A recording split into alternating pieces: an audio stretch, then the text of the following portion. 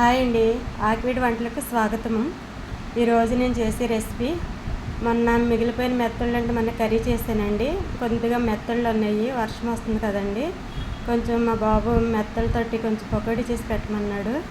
అందుకని మెత్తలు శుభ్రంగా కడుక్కొని ప్లేట్లోకి వేసుకొని కాలిఫ్లవర్, ఇంకా ధనియాల పొడి, మిరియాల పొడి అన్నీ కలుపుకోవాలండి. చేతితోటి అన్నీ చక్కగా కలుపుకుంటూ ఉండాలి.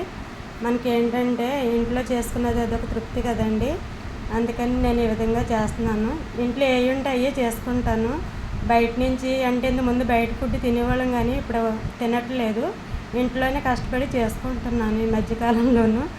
అందుకని ఈ విధంగా చేస్తున్నానండి. ఇవి ఇలా కలుపుకోవాలి. ఒక ప్లేట్లోకి తీసుకుని కడాయి దగ్గరికి వెళ్ళి నూనె పోసుకోవాలి. ఇవన్నీ వేగించుకోవాలండి. ఇవన్నీ ఒకదాని తర్వాత ఒకటి అలాగ వేసుకుని ఎదిలించుకుని వేసుకోవాలి. ఎదిలించి వేసుకున్న తర్వాత అవి దేవుకోవాలండి. ఎర్రగా వేగేటంత వరకు దేవుకోవాలి.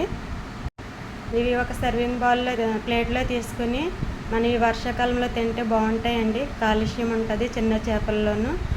నా వీడియో కనుక నచ్చితే లైక్ చేయండి, షేర్ చేయండి, సబ్స్క్రైబ్ చేయండి. ఇప్పుడు వర్షాలు కదండి, బయటకు వెళ్ళటానికి లేదు. అందుకనే ఇంట్లో ఏ ఉంటే అవే చేసుకుని వండుకుంటున్నామండి. ఈసారి నేను పెద్ద పెద్ద వంటలే చేస్తాను. అందాక చిన్న చిన్నగా చేస్తున్నానండి. ఇది ఎందుకంటే చిన్న చిన్నగా చేస్తున్నానండి. తర్వాత నేను మంచిగా చేస్తాను. అన్ని వీడియోస్ ఒకదాని తర్వాత ఒకటి పెడతానండి. ఇంతేనండి ఈరోజు చేసిన రెసిపీ. మెత్తల పకోడీ రెడీ అండి.